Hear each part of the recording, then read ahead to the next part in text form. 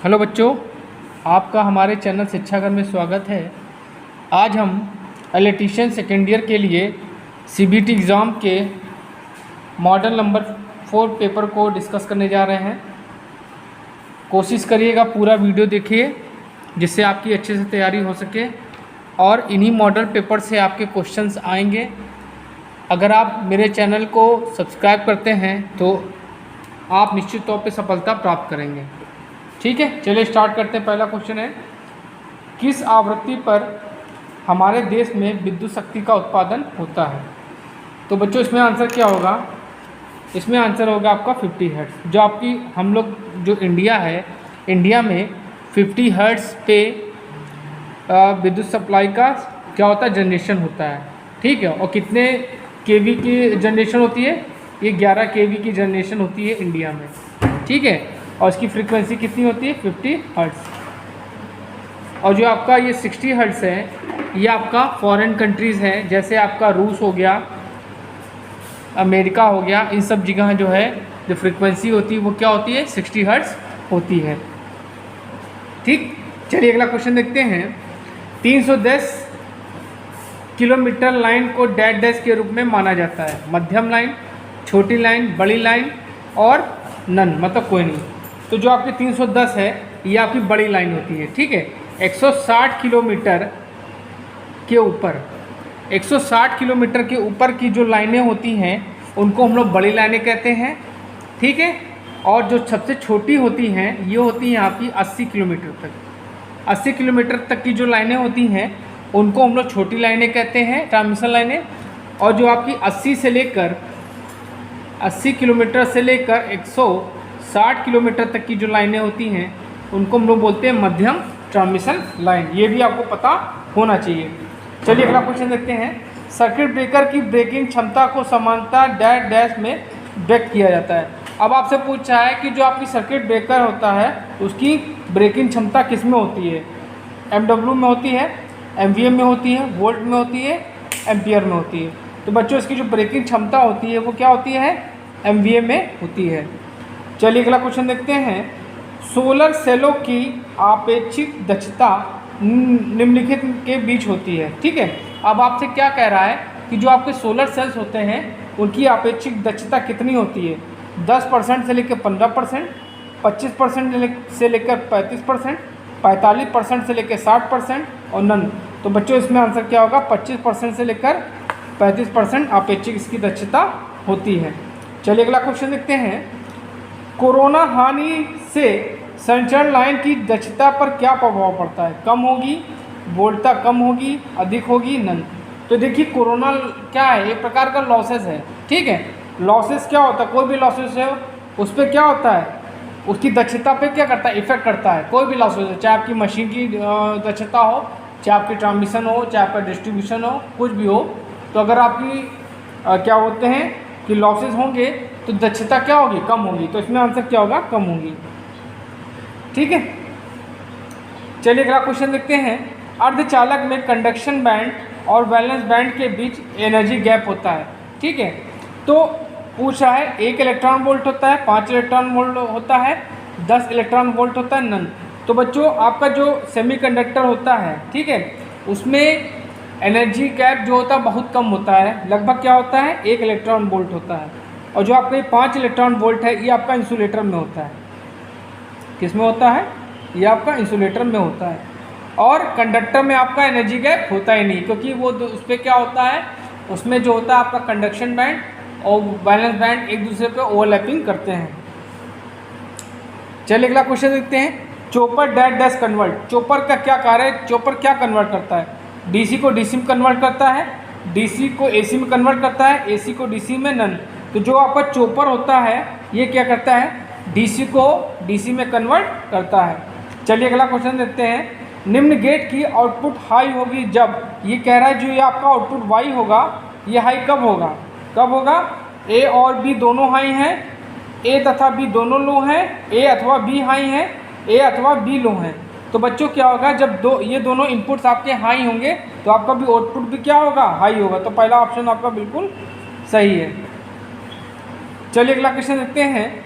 किस गेट की एक इनपुट लो होने पर उसका आउटपुट लो होता है? ठीक है, AND gate, NAND gate, NOR gate, OR gate. तो बच्चों इसमें आंसर क्या होगा? AND gate. चलिए अगला क्वेश्चन देखते हैं। हाफ एडर में होती है, ठीक है, 1 input 1 output, 2 input 2 output, 2 input 1 output 1। तो जो बच्चों हाफ एडर का प्रयोग हम लोग क्या करते हैं, मतलब एक बिट को जोड़ने के लिए इसका हम लोग प्रयोग करते हैं। तो इसमें क्या होंगे, इसमें 2 इनपुट और 2 आउटपुट होते हैं, ठीक। एक प्रेरण मोटर कैसी धारा होगा यदि बैक ईएमएफ का मान 0? कह रहा है कि अगर बैक ईएमएफ का मान 0 होगा तो धारा की वैल्यू क्या होगी? अधिक धारा लेगी, शून्य धारा लेगी, कम धारा लेगी। तो जब बैक ईएमएफ की वैल्यू क्या होगी? 0 होगी, तो क्या करेगी? ये धारा ज़्यादा लेगी। अगर स्लिप का मान 0 हो जाए तो मोटर तीव्र गति से चलेगी, मोटर मंद गति से चलेगी, मोटर रुक जाएगी, मोटर बहुत आवाज़ करेगी, ठीक है। तो देखिए जब स्लिप का मान 0 हो जाएगा, ठीक है, स्लिप का मान जब 0 हो जाएगा तो मोटर क्या हो जाएगी? रुक जाएगी। बच्चों इसमें आंसर क्या होगा? थर्ड सही है। निम्नलिखित में से किस सूत्र से 3 फेज इंडक्शन मोटर की सिंक्रोनस स्पीड का पता चलता है? ये बच्चों क्वेश्चन बार बार पूछा जा रहा है, इस समय सीबीटी एग्जाम में ये क्वेश्चन बार बार पूछा जा रहा है। देखिए 60 P/F, P/120, 120 F/P, F/360 P। आपसे क्या पूछ रहा है? Synchronous speed. तो सिंक्रोनस स्पीड क्या होती है? 120 F/P। तो आपका ये ऑप्शन बिल्कुल सही है, ठीक है। और अगर आपसे फ्रीक्वेंसी पूछे तो क्या करेंगे? फ्रीक्वेंसी इक्वल टू हो जाएगा आपका Pn/120। बस आपको क्या करना है? यही फॉर्मूला याद करना है। इसी से आपको, चाहे आपका फ्रीक्वेंसी पूछे चाहे आपसे पोज पूछे, आप आसानी से बता सकते हैं। चलिए अगला कुछ क्वेश्चन देखते हैं। किसी प्रेरण मोटर की घूर्णन धारा आवृत्ति Fr को व्यक्त करने का सूत्र है F = S + T का whole square, Fr = S²/F, Fr = S × F, S = F × Fr। देखिए ये आपका थर्ड ऑप्शन बिल्कुल सही है।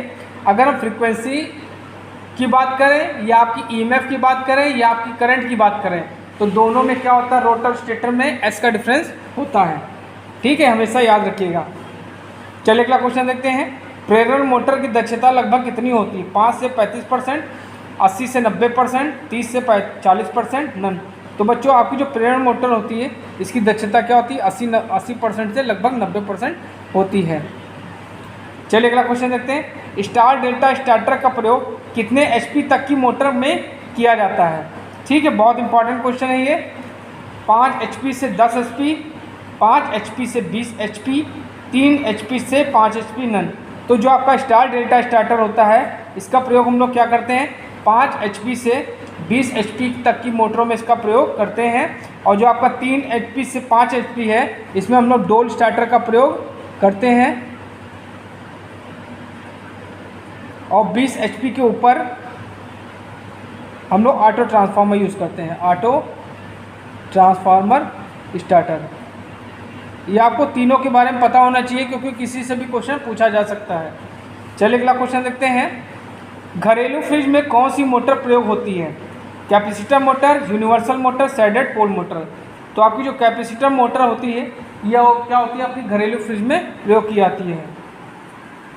कौन सी मोटर विद्युत शेविंग मशीन में प्रयोग होती है? Universal motor, reluctance motor, shaded pole motor. तो बच्चों इसमें आंसर क्या होगा? सैडेड पोल मोटर, ठीक है।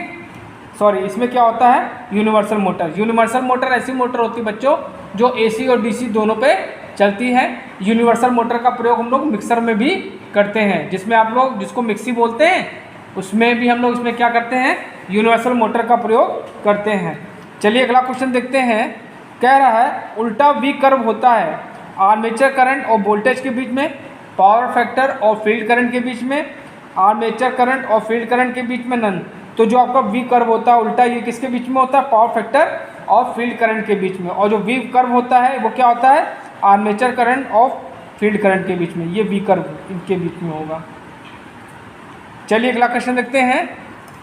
कि सिंक्रोनस मोटर को स्टार्ट करने के लिए कौन सी सप्लाई प्रयोग की जाती है? 3 phase AC supply, 3 phase AC and DC, 3 phase DC supply. तो बच्चों क्या होता है, 3 फेज AC और DC दोनों का प्रयोग हम लोग कर सकते हैं। एक 3 फेज वाली सिंक्रोनस मोटर में कोई स्लिप रिंग नहीं होता, एक स्लिप रिंग होता है, 2 स्लिप रिंग के छल्ले होते हैं नन। तो बच्चों क्या होता है, 2 स्लिप रिंग होती है। ठीक है, चलिए अगला क्वेश्चन देखते हैं। भार बढ़ाने पर तुल्यकालिक मोटर की गति डैश डैश असीमित हो जाती है, घट जाती है, स्थिर रहती है, बढ़ जाती है। तो बच्चों क्या होता है, जो आपकी सिंक्रोनस मोटर होती है उस पर लोड का ज़्यादा इफेक्ट नहीं पड़ता है। उसकी क्या होती है, इसकी स्पीड सिंक्रोनस स्पीड ही रहती है। तो इसमें आंसर क्या होगा, स्थिर रहती है। चलिए अगला क्वेश्चन देखते हैं। AC जनरेटर में आर्मेचर का कोर बना होता है इस्पात का, नरम लोहा का, टिन का, मृदु लोहा का। तो आर्मेचर कोर किसका बना होता है, नरम लोहा का। चलिए अगला क्वेश्चन देखते हैं। बड़े टर्बो जनरेटर साधारणतः किस प्रकार की टरबाइन से संचालित होते हैं? कोयले की टरबाइन, डीजल की टरबाइन, भाप की टरबाइन, पानी की टरबाइन। तो बच्चों आंसर क्या होगा, भाप की टरबाइन। निम्न में से किस शर्त पर 2 प्रत्यावर्तक समांतर में प्रचालित होंगे? प्रत्यावर्तक मतलब अल्टरनेटर। ठीक है, फेज अनुक्रम समान होना चाहिए, फ्रीक्वेंसी समान होनी चाहिए, वोल्टेज समान होने चाहिए, सभी। तो बच्चों इसमें आंसर क्या होगा, ये तीनों कंडीशन होनी चाहिए। तीनों कंडीशन बिल्कुल सही है, तो इस हिसाब से आपका चौथा ऑप्शन बिल्कुल सही है। अल्टरनेटर की फील्ड वाइंडिंग कहाँ प्रयोग की जाती है? स्टेटर में, रोटर में, दोनों में, नन। तो बच्चों आपकी जो फील्ड वाइंडिंग होती है वो क्या होती है, रोटर में होती है। ठीक, डिस्ट्रीब्यूशन फैक्टर का मान होता है 1 से कम होता है, 1 से अधिक होता है, 1 के बराबर होता है। तो बच्चों क्या होता है, हमेशा 1 से कम होता है। तुल्यकालिक जनित्र होता है real power factor, real power का, रिएक्टिव पावर का, अपरेंट पावर का, 1 और 2 दोनों, ये दोनों ऑप्शन दोनों से। तो बच्चों इसमें आंसर क्या होगा, रिएक्टिव पावर का। चलिए अगला क्वेश्चन देखते हैं। एक शंट मोटर में बलागुण किसके समान होता है? आर्मेचर धारा के, आर्मेचर धारा के स्क्वायर के, फील्ड करंट के, नन। तो जो आपका जो टार्क होता है ये क्या होता है, डायरेक्टली प्रोपोर्शनल टू पाई आई होता है। इसमें क्या होता है, आपका जो क्या होता है, फ्लक्स जो होता है वो क्या होता है, कांस्टेंट होता है। तो यहाँ पे क्या हो जाएगा, T is directly proportional to armature current. तो ये आपका ये आंसर सही है। अगर आपका सीरीज़ की बात करें तो सीरीज़ में क्या होता है, T is directly proportional to armature current square. ठीक है, ठीक। चलिए अगला क्वेश्चन देखते हैं। कौन सी मोटर जिसकी स्पीड आर्मेचर धारा से स्वतंत्र है? देखिए पूछ भी लिया ही क्वेश्चन। तो series motor, shunt motor, compound motor. तो बच्चों आपकी जो शंट मोटर होती है इसमें जो होती है आर्मेचर धारा से फ्री होती है। 3 पॉइंट स्टार्टर किसके लिए उपयुक्त है? शंट मोटर के लिए और सीरीज मोटर के लिए नहीं, शंट और सीरीज मोटर के लिए, कंपाउंड और series motor, shunt and compound. तो बच्चों आंसर क्या होगा, कंपाउंड एंड सीरीज मोटर के लिए 3 पॉइंट स्टार्टर उपयुक्त है। स्थिर गति की मोटर किससे कहा जाता है? शंट मोटर कहते हैं, सीरीज मोटर कहते हैं, कंपाउंड मोटर। तो बच्चों आपकी जो शंट मोटर होती है इसकी स्पीड क्या होती है, स्थिर होती है, इस पर लोड का इफेक्ट ज़्यादा नहीं होता। डीसी मोटर की घूर्णन गति ज्ञात करने का सूत्र है N is equal to V minus IARA, N is equal to IARA minus V upon K phi, N is equal to V minus IARA upon K phi, N is equal to IARA minus V upon K phi. देखिए क्या होता है, N is directly proportional to EB by phi होता है, और जो EB की value होती है ये होती है V माइनस IARA। तो यहाँ पे EB की जगह हम क्या ले सकते हैं, तो N is directly proportional to V minus IARA हो जाएगा upon K phi. Directly proportional हटाएंगे तो K लिख देंगे, कोई बात नहीं है। अब ये रुको, तो आपका ऑप्शन क्या है, दूसरा सही है। चलिए अगला क्वेश्चन देखते हैं। मशीन औजारों के लिए कौन सी मोटर प्रयोग होता है? Shunt motor, series motor, compound motor. तो बच्चों आंसर क्या होगा, शंट मोटर। शंट मोटर आपकी कई जगह यूज़ होती है, आपकी लेथ मशीन में यूज़ होती है, इलेक्ट्रोप्लेटिंग में यूज़ होती है। ठीक है, जहाँ पे हमको कांस्टेंट स्पीड चाहिए वहाँ पे हम लोग क्या करेंगे, शंट मोटर का प्रयोग करेंगे। सामान्यतः आर्मेचर प्रतिरोध का मान होता है 500 ओम, 50 ओम, 10 ओम, 1 ओम। तो आर्मेचर प्रतिरोध का मान क्या होता है, लगभग 1 ओम होता है। और ये क्यों रखा जाता है, क्योंकि आपका आर्मेचर वोल्टेज ड्रॉप कम हो। ठीक है, डीसी जनरेटर की रेटिंग होती है केवीए में होती है, एचपी में होती है, केडब्ल्यू में होती है, एम्पियर आवर में। तो जो आपका जनरेटर होता है इसकी रेटिंग किस में होती है? केडब्ल्यू में होती है। और केवीए में किसकी होती है? अल्टरनेटर और ट्रांसफार्मर की जो रेटिंग होती है आपकी किस में होती है? केवीए में होती है। और ये एएच है एम्पियर आवर, ये आपकी बैटरी की रेटिंग है। बैटरी की जो रेटिंग होती है वो क्या होती है? एम्पियर आवर में होती है। चलिए लास्ट क्वेश्चन देखते हैं। सेकंड लास्ट, डीसी जनरेटर का योग बना होता है कास्ट आयरन का, सिलिकॉन स्टील का, कॉपर का, एल्युमिनियम का। तो डीसी जनरेटर का योग किसका बना होता है? कास्ट आयरन का। चलिए लास्ट क्वेश्चन देखते हैं। किस मोटर का प्रयोग क्रेन में होना सबसे उपयुक्त है? Shunt motor, series motor, compound motor. तो क्रेन्स में हम लोग क्या करेंगे? सीरीज मोटर को अगर यूज़ करते हैं तो ज़्यादा अच्छा है। तो बच्चों आज मैंने आपको मॉडल पेपर नंबर 4 बताया है।